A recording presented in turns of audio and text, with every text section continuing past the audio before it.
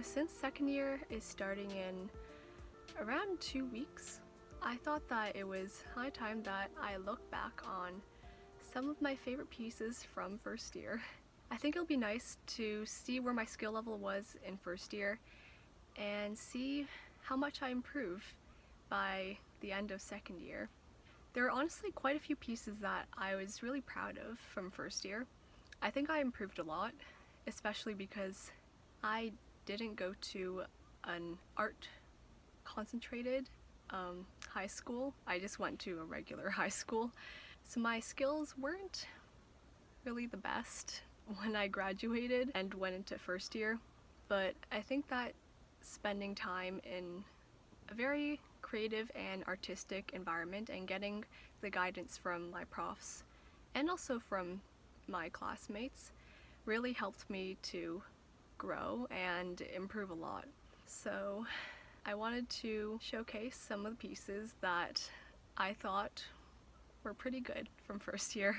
I think I'm going to just go in chronological order from the beginning of first year and so on, just to keep things simple. So let's get into it. So for this piece, the project was basically to create an analogy for a line from Hansel and Gretel. I'll be honest, I struggled quite a bit with coming up with an idea for this project. I'm not really the best with conceptual work. I feel like I do a lot better when I have something to reference from, so still life drawings or just more realistic pieces are more of my forte. But I think for this project I actually came up with an idea that I was pretty proud of. So I took the line from Hansel and Gretel that says, "She was a wicked witch who was lying in wait there for children. She had built her house of bread only in order to lure them to her." When I heard this line, I kind of thought of how YouTube drags you into a rabbit hole of things that you didn't originally search up, but somehow can't escape. I kind of pictured YouTube as the witch's cottage in the middle of the woods that tempts Hansel and Gretel to go into it. Because on the surface, YouTube can seem very appealing and it just draws you in with really interesting videos that really make you want to click on them. But then once you're in there, it doesn't let you go. And then you'll realize that you've been sitting there watching puppy videos for 2 hours. So it honestly just eats up your time a lot. So I thought that it was a pretty good connection between the two concepts. For this piece, I think that I'm really proud of, well, other than the fact that I was able to come up with a concept that actually made sense. I really liked the line work in this piece. I think that I was able to create a storybook kind of atmosphere with the line work. I really enjoyed the sketchy kind of look that the line work gave this piece because it looks very organic and textury. And I really like a lot of texture when I do traditional work. So the next piece that I wanted to show was this anatomy project. My life drawing class was honestly one of my favorite classes. I really enjoyed drawing the models and also all of the anatomy assignments. I'm really interested in scientific illustration. I think that's possibly something I might want to go into. So this project was honestly right up my alley. For this project we had to choose a front and back pose from the models that we were drawing and draw what we imagine the skeleton to look like inside those models. It was a bit of a challenge. Okay, no, that's an understatement. It was really challenging to imagine what the bones looked like in the honestly pretty contorted positions that the models I chose were in.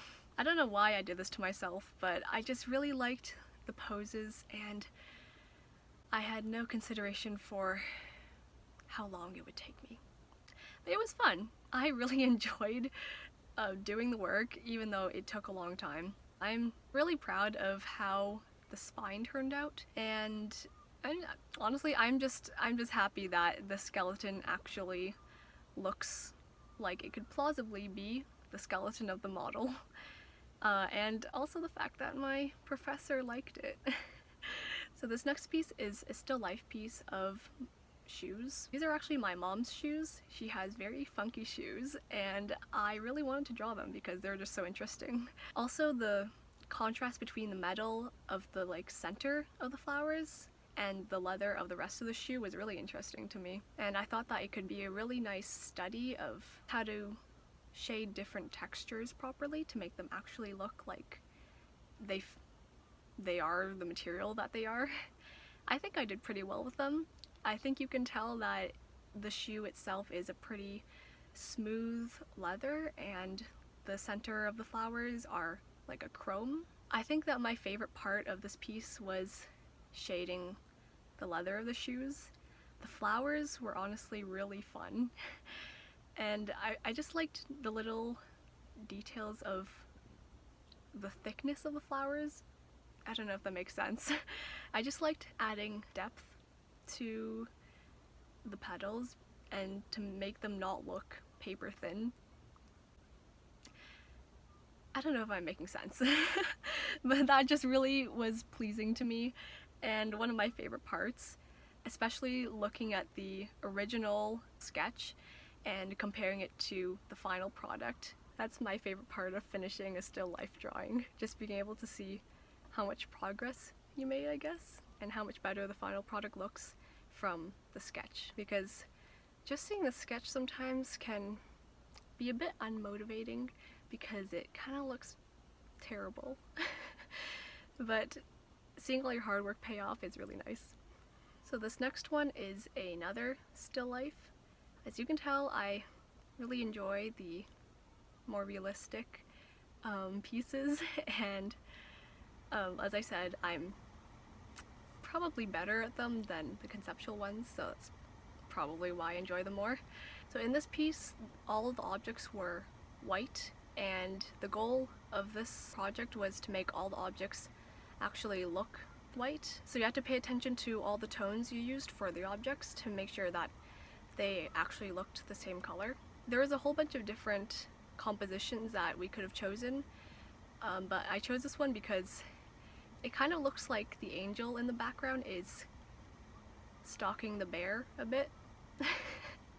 That sounds so creepy, but I thought that added like a nice little narrative to the still life. Because normally still lifes are kind of boring, since it's just you copying what's already there. So I thought I'd spice it up a bit with that little peeping situation. Honestly, the basket weave was probably one of the hardest parts. I think that it was just the fact that there's so many strips that I had to account for, and I had to trace each one to make sure that they actually lined up. So that was probably the most tedious part for me. The part I enjoyed the most, though, was the angel. I really like drawing faces. Faces are probably what I'm most comfortable with and what I enjoy the most in terms of drawing. So the little angel statue was so cute as well, with his little chubby cheeks. So I wanted to capture that very cherubic appearance of the angel. Also, its hair was just magnificent. The little swoops are very cute, and yeah, as you can tell, I just really like that angel. So that was another reason why I chose that composition. So this next piece was in contrast to the still lifes, a conceptual piece. It was supposed to be a self-portrait, but it wasn't a portrait of the artist. So it wasn't a self-portrait of myself. It was supposed to be a self-portrait of one of my classmates. So for this project, we had to write a self-portrait, which sounds kind of confusing because normally when you say self-portrait, you don't think of a paragraph of words or something. You think of like a drawing, but for this, we had to describe ourselves in our different senses. So through touch, taste, smell, sound, but we couldn't describe what we looked like, so we couldn't use sight. So once we finished writing our self-portrait out, they were mixed around and given to another classmate, and then that classmate had to draw a self-portrait of what they thought the other person looked like based on that self-portrait description. I kind of struggled with coming up with a concept for this piece because it was very vaguely worded, which was the point of the exercise. There were no physical descriptors or anything, it was all just very emotional. So because it was so abstract, I just kind of didn't know where to start. But for this piece, I had to come up with something, so eventually from the words, I'm not sure if I'm going to put them in this video because they're very personal for that person, but basically from the description I kind of gathered that the person was uncomfortable in their own skin. So I kind of thought of rebirth and like a transformation, which led me to think of a cocoon. The cocoon was supposed to represent the person's skin that they felt trapped in, and their eyes staring out, and that was supposed to convey that the person felt uncomfortable in their own skin, because the imagery is, well, it's supposed to be unnerving, to make you feel the discomfort that the person is feeling, and their hands gripping the opening of the cocoon, trying to claw its way out, but the teeth are uncomfortably pricking the hands, trying to signify also that it's uncomfortable in that skin. And in the background I drew what looks like a monarch butterfly's wing pattern to further emphasize the idea of rebirth. I did enjoy working on this piece though because I feel like it challenged what my normal subject matter is, which is more realistic things like portraits of people or still lifes, and it really just made me think in a different way than I normally think, so it was pretty fun to work on. This next piece is another anatomy piece, and this one was focused on the face, or well, the head, the hands and feet. For this one I consulted one of my anatomy atlases for reference, which is pretty cool because I really like looking through the atlas, but I didn't really see any purpose for it when I first bought it. But I actually was able to use it for this project, which was very nice. But yeah, the anatomy atlases from like I think it's the 1800s or something, they're just so detailed and it really makes me want to improve my own art. I love the line work in them and how realistic they were able to get all the anatomy. For this project, I think the main part that I liked was the line work, so like the shading for all the muscles. I think for the face, it was really satisfying to shade all of the muscles and make all of the structures become 3D. For the hand and foot, I found it really interesting to see all the different muscles and ligaments that controlled your fingers and toes. I think I learned quite a lot actually from this project because I don't normally think about the underlying anatomy for our hands and feet really.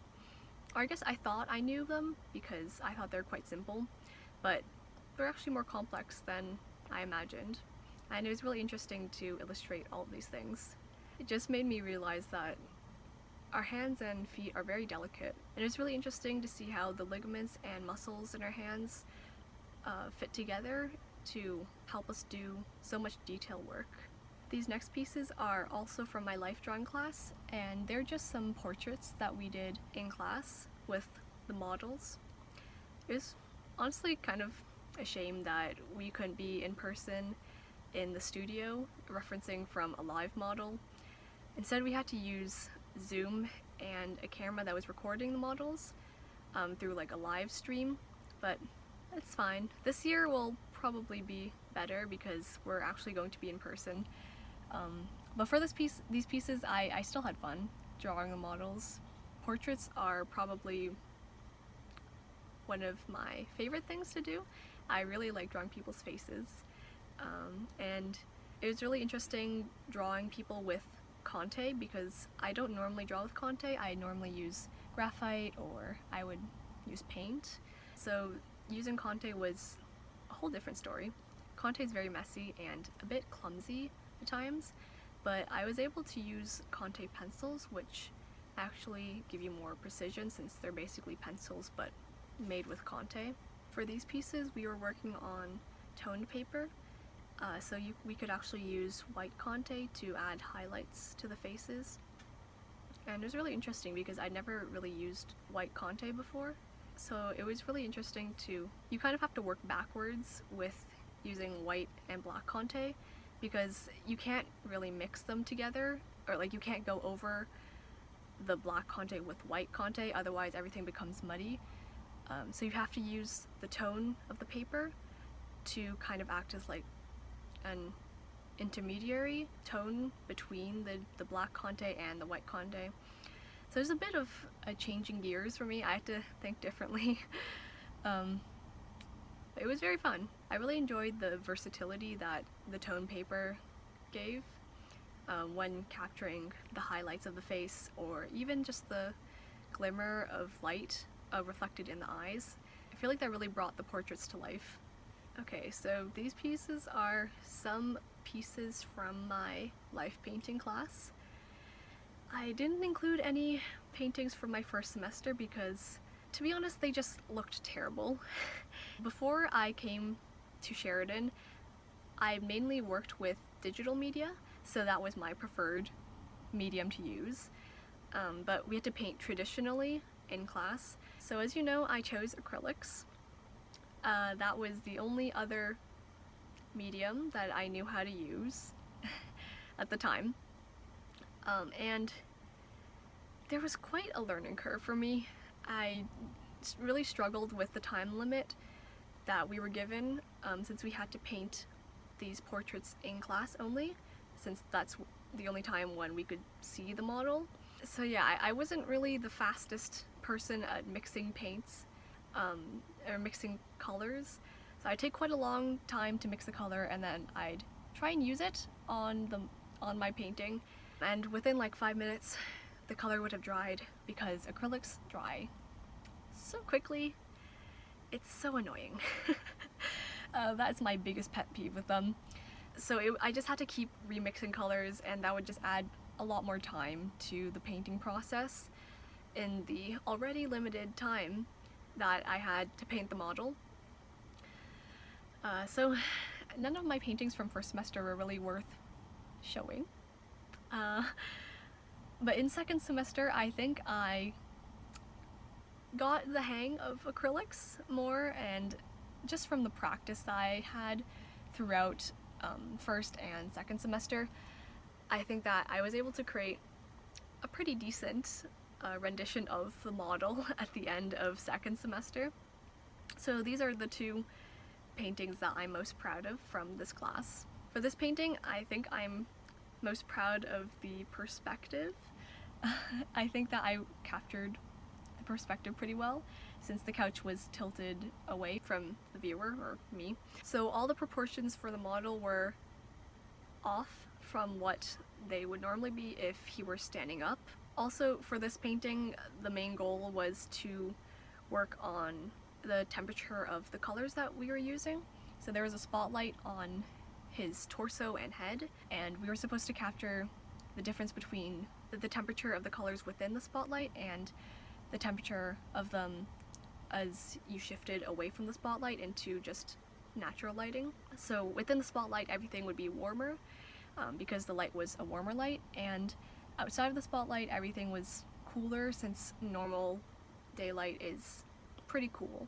So I think I'm pretty proud of how I was able to capture the difference between the colors in his torso versus the colors in his legs, while still capturing the fact that they're both part of the same person and the same skin tones. Also, I'm kind of proud of the fabric that's beneath the model. I really struggle with fabric. I really don't like painting clothes or any sort of cloth at all. It's definitely not my favorite thing to paint. But for this, I think I captured the wrinkles pretty well and the tension from where he's lying on the cloth. For this next painting, this was actually my final painting of the school year, and it was, I think, it was a 3-class painting, so Each class is 3 hours, so this took like 9 hours. And honestly, I think that I am the most proud of the sheet in the background. I know, not the model, but the sheet, because I think I was able to capture the depth of the room, since it shifts from a lighter color at the top of the sheet to a darker and cooler color towards the edge of the painting. So that's what I'm proud of for this one. The atmospheric perspective, basically, of the piece. I kind of messed up on the table, to be honest, because the perspective is wrong, and I don't really like how the fabric turned out for it. But I think that overall this piece definitely turned out a lot better than my first very clumsy attempts at painting the models in first semester. So I'm happy about that, at least. And also I'm happy that I'm going to be able to use oils for life painting class this year. Hopefully it'll make it a lot easier to paint the models, since I won't be having to remix the same color 5 times because it keeps drying. So for the final piece, I wanted to show a conceptual drawing that I did of a Japanese house. For this project, we were supposed to draw the exterior of a building that we imagined. It could be completely made up, or a structure that could actually exist. And I chose to do a Japanese house because I really like how the traditional Japanese houses look. You definitely don't find houses like these around in Toronto. I thought that these houses had a lot of character, especially with the tiles for the roof. I think those are my favorite part of Japanese houses. They're just so interesting to look at, and I thought they'd be interesting to draw. I was right, but they're also a huge pain. And I mean that literally though, because my hand was cramping so much from repeatedly drawing the tiles over and over again, especially in the big house, because there are just so many, and I wished that I was doing it digitally so I could just copy and paste them, but no, this was traditional, and I drew each one by hand with a fine liner.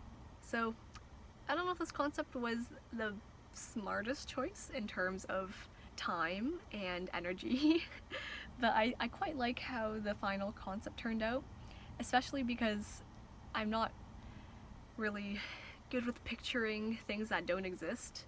I think one of my favorite parts in this piece though is the bridge, because bridges are honestly pretty hard to draw. You have to draw them properly, otherwise they look like they're twisting or they just look off. It's really easy to mess up bridges in my opinion.